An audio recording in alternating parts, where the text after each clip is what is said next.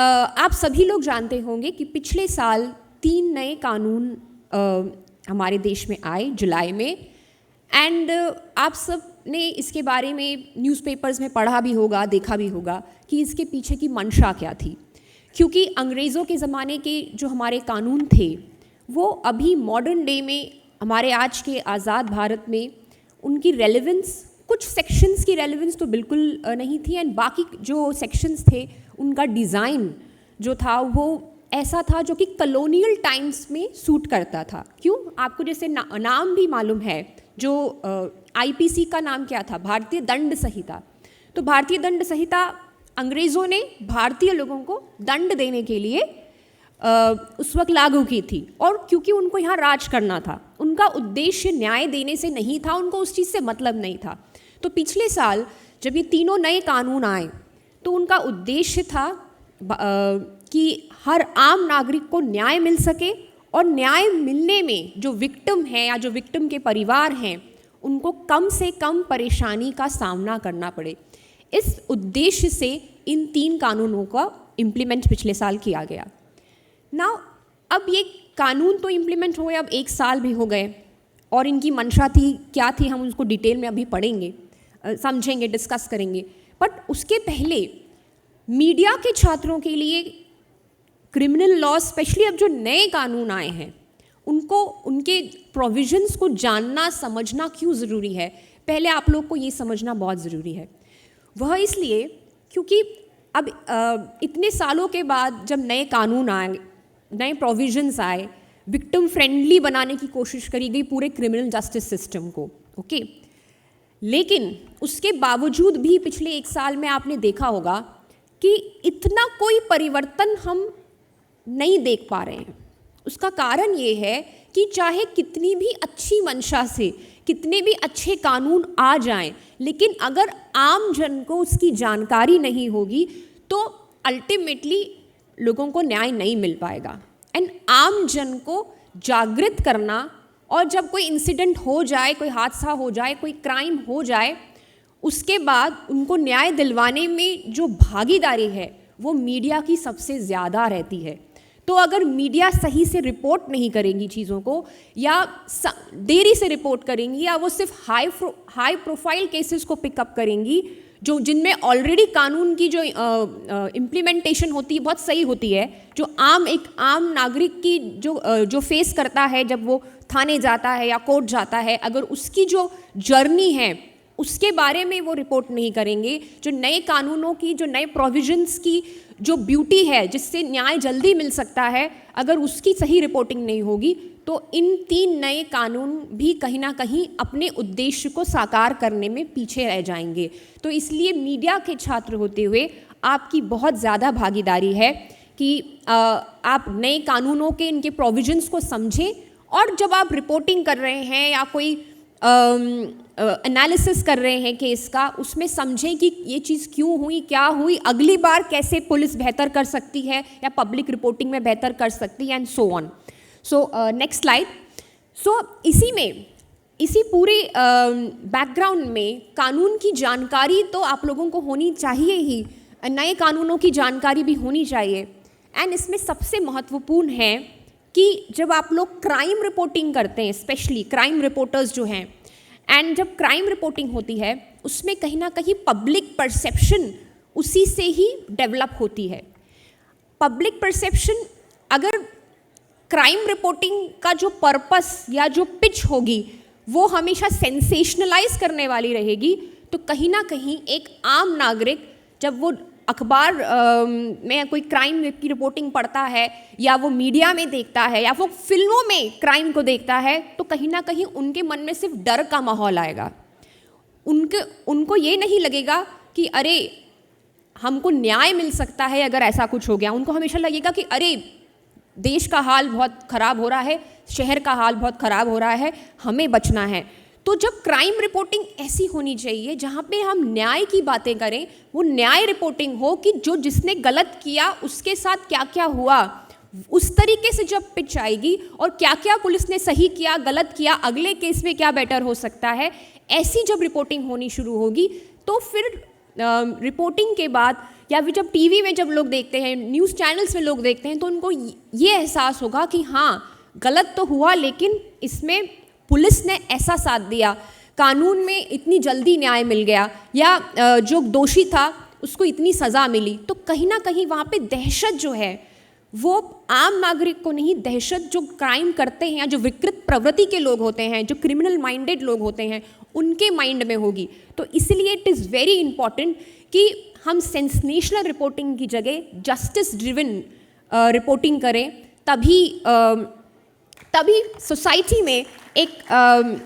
डर के माहौल की जगह एक एम्पावरिंग सशक्तिकरण वाला माइंडसेट आएगा कि हाँ अगर हमारे साथ गलत हुआ या किसी विक्टिम के साथ गलत हुआ तो हम ये कर सकते हैं, एंड तभी हम इन नए कानून को अच्छे से इम्प्लीमेंट कर पाएंगे एंड इसका जो उद्देश्य है वो साकार कर पाएंगे। तो अल्टीमेटली इन 3 कानूनों में सबसे बड़े बहुत सारे चेंजेस हुए। अभी लिमिटेड समय में हम सब कुछ तो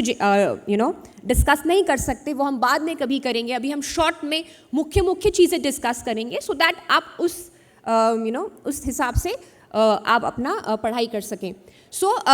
इस कानून में पहले तो बहुत सारे चेंजेस हुए, 600 से ज़्यादा चेंजेस इंट्रोड्यूस किए गए हैं, क्योंकि कॉलोनियल टाइम्स के जो कानून थे उनको आज के रेलेवेंस में उनको रिन्यू करना एक बहुत बड़ी जिम्मेदारी थी पॉलिसी मेकर्स के ऊपर। तो इसमें सबसे पहले भाषा को मॉडर्नाइज किया गया। बहुत सारे शब्द ऐसे थे जो आज के ज़माने में सूट नहीं होते, उनको हटा के नए शब्दों को डाला गया। नाम को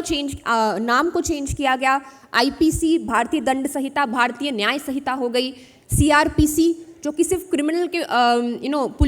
को डील करने के जो प्रोसीजर्स थे उनको भारतीय नागरिक सुरक्षा संहिता कहा गया। तो इस तरीके से नाम का चेंज हुआ और भी बहुत सारे शब्दों को चेंज किया गया जो आज के ज़माने में रेलेवेंट नहीं थे। बहुत सारी जो ऑफेंसेस थी उनको रीऑर्गेनाइज किया गया। महिलाएं और बच्चों वाले जो ऑफेंसेस का जो चैप्टर था, चैप्टर 5, उसको शुरू में रखा गया, क्योंकि सरकार की जो फोकस थी वो ये थी कि महिलाएं और बच्चों के प्रति zero tolerance to any kind of crime हो। तो उस उद्देश्य से उसको प्राथमिकता दी गई एंड बहुत सारे प्रोविजंस अमेंड किए गए। प्रोविजंस अमेंड करने में सबसे ज़्यादा जो एम्फेसिस था वो इसमें दिया गया कि बहुत सारी पनिशमेंट्स जो थी उनको बढ़ाया गया। बहुत सारे सेक्शंस में मिनिमम पनिशमेंट तय कर दी गई, क्योंकि कई बार लोगों ने संगीन अपराध भी किए हैं, उसके बाद अगर उनको सज़ा भी हो रही है, 1 साल की हो रही है, तो पर्पस डिफीट हो जाता है। तो मिनिमम सज़ाएं डिलीट करी गई, डिसाइड की गई, उसमें इम्प्लीमेंट की गई एंड बहुत सारे सेक्शंस को डिलीट किया गया जो आज के ज़माने में रेलिवेंट नहीं थे। अल्टीमेटली उद्देश्य ये था कि पूरे इन तीनों कानूनों के तहत पूरे जो सिस्टम है उसको, क्रिमिनल जस्टिस सिस्टम को विक्टिम फ्रेंडली और विटनेस फ्रेंडली किया जाए, कि ऐसा ना रहे कि जब कोई विक्टिम, कोई पीड़ित महिला या कोई पुरुष जब थाने आके रिपोर्ट करता है, उस टाइम से लेके जब तक उसको फाइनल जजमेंट नहीं मिलता उसके फेवर में, वो जो पूरी जो जर्नी है उस पीड़ित व्यक्ति की, वो अपने आप में एक सज़ा ना बन जाए, वो एक रीविक्टिमाइजेशन की हालत ना हो जाए। ऐसा रहे कि हर स्टेप में उसको पुलिस का, वकीलों का, कोर्ट का साथ मिले, जिससे उसको सही तरीके से जस्टिस मिल पाए। तो इस उद्देश्य से विक्टिम फ्रेंडली कानून बनाने के लिए कुछ मुख्य प्रोविजंस मैं आपको बताऊंगी जो बनाए गए। जैसे एक प्रोविजन था कि पहले बहुत सारी, स्पेशली जो महिलाओं के विरुद्ध जो क्राइम होते हैं उसमें महिलाएं कई बार रिपोर्टिंग इसलिए नहीं करती क्योंकि उनको डर था कि हम जाएंगे, थाने जाएंगे तो हमारी बदनामी होगी या लोग क्या कहेंगे, या क्योंकि ये पब्लिक परसेप्शन है जो मीडिया के माध्यम से या फिल्मों के माध्यम से बना है कि जो पुलिस स्टेशन है वहाँ सब गलत होता है। इस पब्लिक परसेप्शन की वजह से महिलाएं जो हैं थाने जाने में डरती हैं, बुजुर्ग थाने जाने में डरते हैं। तो इसलिए ऐसा प्रोविज़न बनाया गया कि अब महिलाओं को या बुज़ुर्गों को और 15 साल से कम के बच्चों को, बालकों को, और कोई व्यक्ति जो मानसिक रूप से जो बीमार है या जो फिज़िकली बीमार है, उनको थाने जाके बयान देने की ज़रूरत नहीं है या थाने जाके रिपोर्ट लिखवाने की ज़रूरत नहीं है। वो उनको उनके बयान लेने के लिए या उनसे बातचीत करने के लिए या जो भी केस रिलेटेड मैटर हो, पुलिस वालों को घर आना होगा या जहाँ भी वो रहते हैं वहाँ आना होगा। तो इससे एक यूज़र फ्रेंडली, सिटीज़न फ्रेंडली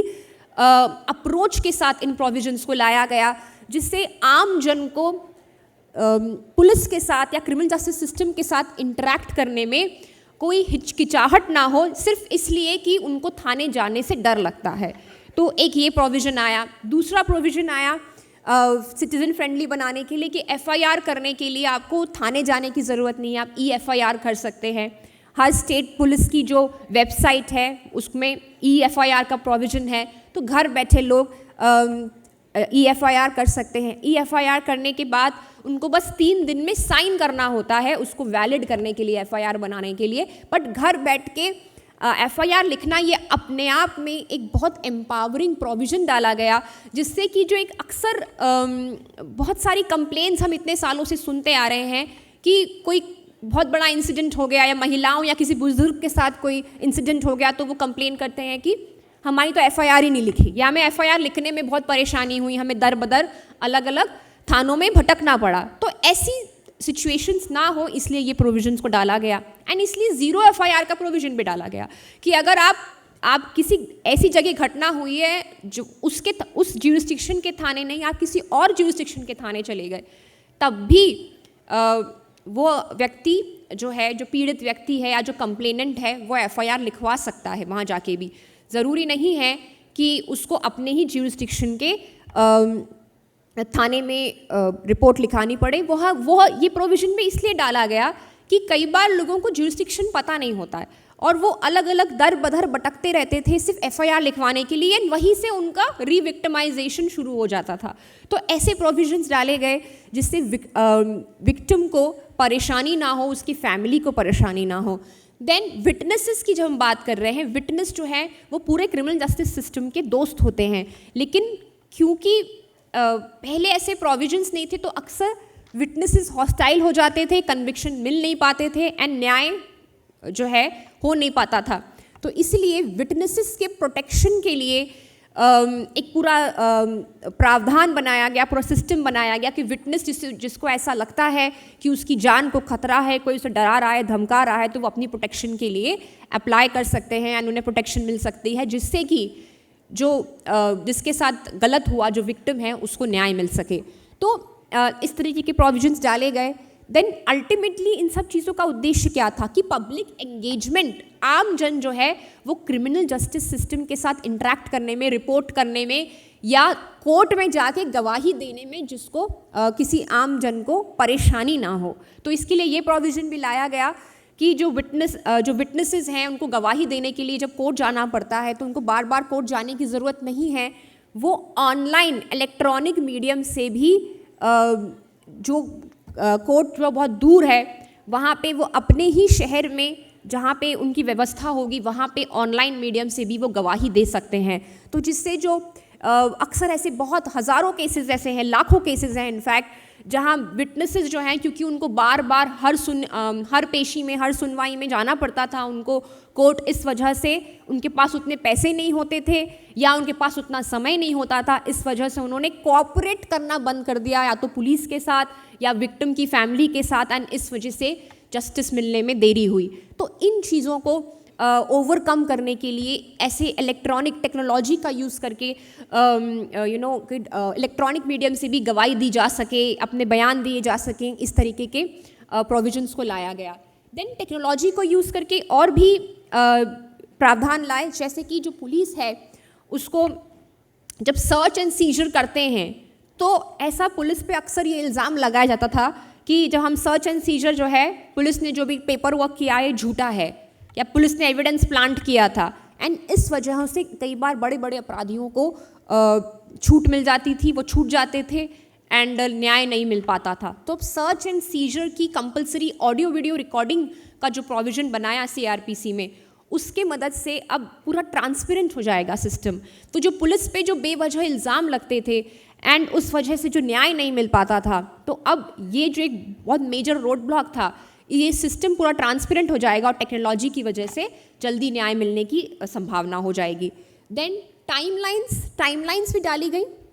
यानी कि पहले आपको मालूम ही है कितनी मूवीज़ में भी ये दिखाया गया कि तारीख पे तारीख चलती रहती है, न्याय नहीं मिलता। तो इस डिलेड जस्टिस जो है, जो कि डिनाइड जस्टिस कहलाता है, इस चीज़ से भी ओवरकम करने के लिए समय सीमा तय कर दी गई अलग अलग प्रोविजंस में कि जैसे चार्जशीट फाइल करने के लिए 60 दिन की टाइम लिमिट दी गई। ओके, देन जो मेडिकल ऑफिसर्स हैं, सिर्फ जो टाइमलाइंस है सिर्फ पुलिस के लिए नहीं, मेडिकल ऑफिसर्स के लिए भी था कि जो डॉक्टर्स हैं उनको रेप विक्टिम की जो रिपोर्ट है वो 7 दिन में देनी होगी। जो मैजिस्ट्रेट्स हैं उनको जजमेंट प्रोनाउंस करने के बाद उनको 15 दिन में जजमेंट मतलब प्रोनाउंस करना रहेगा। आई मीन ट्रायल ओवर होने के 15 डेज़ में उनको जजमेंट प्रोनाउंस करना रहेगा। जजमेंट प्रोनाउंस करने के बाद उनको 1 महीने के अंदर उसको अपलोड करना रहेगा। तो इस तरीके के जो प्रोविजंस बनाए गए, तो वहाँ पे सिर्फ पुलिस ही नहीं, जुडिशरी को भी अकाउंटेबल बनाया गया कि लॉन्ग पेंडेंसी जो चल रही है उससे हम उस सिस्टम से जो कि इतना लेथार्जिक हो गया है उससे जल्दी न्याय मिल पाए, जिससे लोगों की कानून में एक विश्वसनीयता बढ़े। Next slide. तो अल्टीमेटली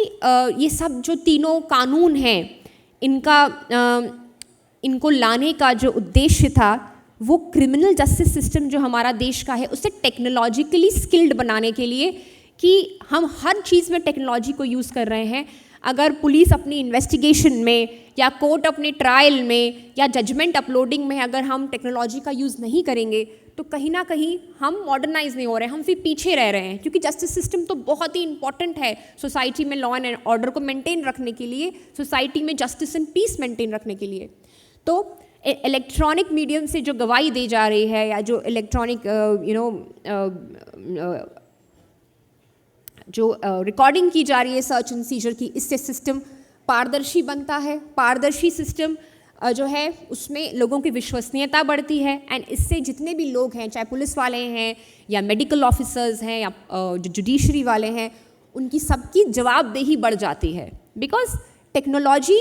से सिर्फ चीज़ें जल्दी नहीं होती, न्याय जल्दी तो मिलेगा ही, साथ में न्याय सही मिल रहा है कि गलत मिल रहा है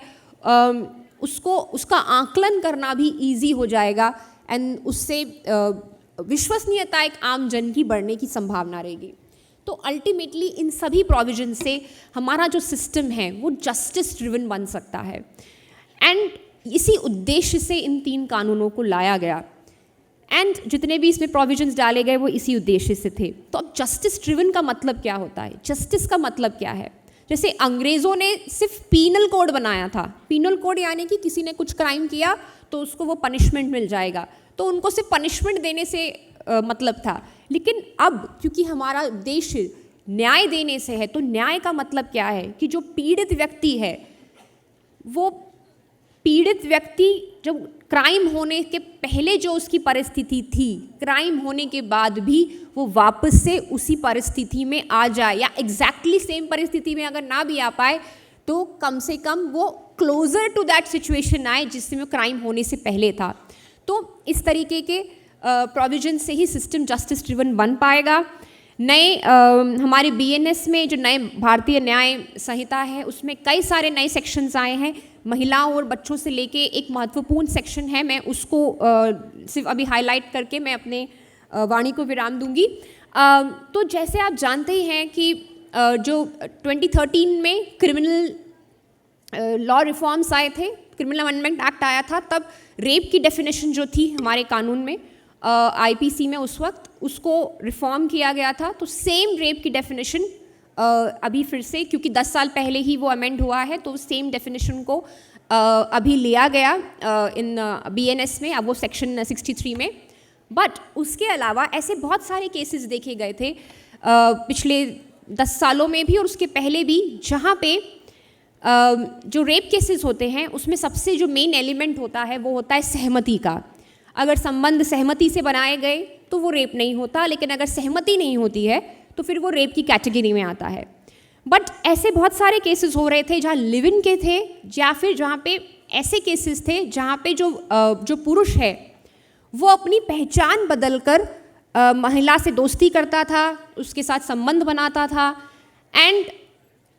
जब बाद में महिला जब प्रेम में पड़ जाती थी, जब वो बिल्कुल शादी करने के लिए तैयार होती थी, तब उसको मालूम पड़ता था कि उस व्यक्ति की जो पहचान है वो कुछ और है। तो इसमें ऐसे बहुत कॉमन केसेस जो देखने को मिले अक्रॉस द कंट्री पिछले 10-20 सालों में, जब से सोशल मीडिया बहुत आने लगा, कि ऐसे बहुत सारे लड़के थे जो अपना धर्म बदलकर महिलाओं से दोस्ती करते थे कास्ट बदल कर, या बहुत सारे ऑलरेडी शादीशुदा लोग झूठी प्रोफाइल बना के अपने आप को अनमैरिड दिखा के महिलाओं से दोस्ती करते थे, एंड बाद में जब वो पुलिस के पास जाती थी केस लेके, या फिर जब ट्रायल भी होती थी, तो अल्टीमेटली उस व्यक्ति को सज़ा नहीं मिल पाती थी। क्यों? क्योंकि वहाँ पे जो सहमति का जो पॉइंट था, वो बोलते थे कि आपने संबंध तो सहमति से बनाए, तो कहीं ना कहीं उस महिला को न्याय नहीं मिल पाता था। लेकिन अब सेक्शन 69 जो है BNS का, उसमें ये कहा गया, नया सेक्शन इंट्रोड्यूस किया गया कि धोखाधड़ी से बनाए हुए संबंध में भी कम से कम 10 साल की सज़ा होगी एंड लाइफ इम्प्रिजनमेंट भी होगा। तो इसमें धोखाधड़ी से बनाए गए संबंध में ऐसा प्रोविज़न आया गया कि जो भी लोग अपनी पहचान छुपाकर या असली पहचान बदल कर किसी के साथ संबंध बनाते हैं, और तो महिला में ऐसे अल्टीमेट स्टेज में जाके सिर्फ सहमति थी, इस वजह से उसको न्याय ना मिले, ऐसा ना हो, क्योंकि सहमति तो उसकी थी संबंध बनाने वक्त, लेकिन वो सहमति का आधार ही गलत था, क्योंकि पहचान जिस व्यक्ति को उसने सहमति दी वो गलत था। तो इसलिए इस तरीके के प्रोविजंस के बारे में संवेदनशीलता से, क्योंकि ये जो रेप क्राइम्स हैं या सेक्सुअल क्राइम्स होते हैं, ये बहुत संवेदनशील मुद्दे होते हैं। इनको जिस तरीके से मीडिया में प्रेजेंट किया जाता है, वो कहीं ना कहीं ऐसा होता है कि आम जन या आम महिला और डर जाती है। तो उसकी जो रिपोर्टिंग है, सही जस्टिस तभी हो पाएगा कि इनकी रिपोर्टिंग भी सेंसेशनलाइज ना करते हुए, संवेदनशीलता को ध्यान रखते हुए, आम महिला को एम्पावर करते हुए कि अगर उसके साथ ऐसा हो गया तो जो गलती है या जो अपराध हुआ, जो शोषण हुआ, उसमें उसकी गलती नहीं, विक्टिम ब्लेमिंग एस्पेक्ट ना होते हुए, जो परपिट्रेटर है, जो क्रिमिनल है, उसने जो गलत किया उसके मन में दहशत हो, इस तरीके इन प्रोविजंस की रिपोर्टिंग होनी चाहिए, जिससे कि जब कोई महिला अगर उसके साथ कोई थोड़ा सा भी गलत करता है तो वो पुलिस के पास जाके रिपोर्ट करने में बिल्कुल डरे ना। क्योंकि आमतौर में डर इसलिए रहता है कि लोगों को ये लगता है, महिलाओं को ये लगता है, या कमज़ोर वर्ग के लोगों को लगता है, हम रिपोर्ट करेंगे तो हमारी बदनामी होगी। एंड बदनामी कहाँ से होती है? सोशल मीडिया से, डिजिटल मीडिया से, मीडिया में। तो अल्टीमेटली मीडिया की सेंसिटिविटी बहुत इम्पॉर्टेंट है अगर हम चाहते हैं अब हमारे लॉज की प्रॉपर इम्प्लीमेंटेशन में पब्लिक परसेप्शन, जो नेगेटिव पब्लिक परसेप्शन है टुवर्ड्स पुलिस, टुवर्ड्स जुडिशरी, उसको सुधारने में मीडिया का बहुत ही इम्पॉर्टेंट रोल है। सो अभी क्योंकि समय की सीमा है तो मैं यहीं पे क्लोज करना चाहूँगी, but I would like to emphasise this again कि आप सही कानूनों को जानें, एंड इनको जो एक प्रोविजंस हैं, आज मैंने काफ़ी शॉर्ट में ओवरव्यू दिया, बट डिटेल में ऑब्वियसली आपसे मुझे फ्यूचर में जब अगर आपसे बात करने का मौका मिलेगा तो we can deal with each and every section in detail, so that आप लोग खुद एम्पावर हों, जिससे हमारा समाज एम्पावर होगा, एंड फिर हम एक्चुअल में एक क्राइम फ्री सोसाइटी के टुवर्ड्स और जस्टिस ड्रिवन सोसाइटी की तरफ बढ़ पाएंगे। एंड ये जो विजन थी इन 3 कानूनों के प्रति, उसको हम एक्चुअल में साकार कर पाएंगे। Thank you so much for a very patient listening. Thank you.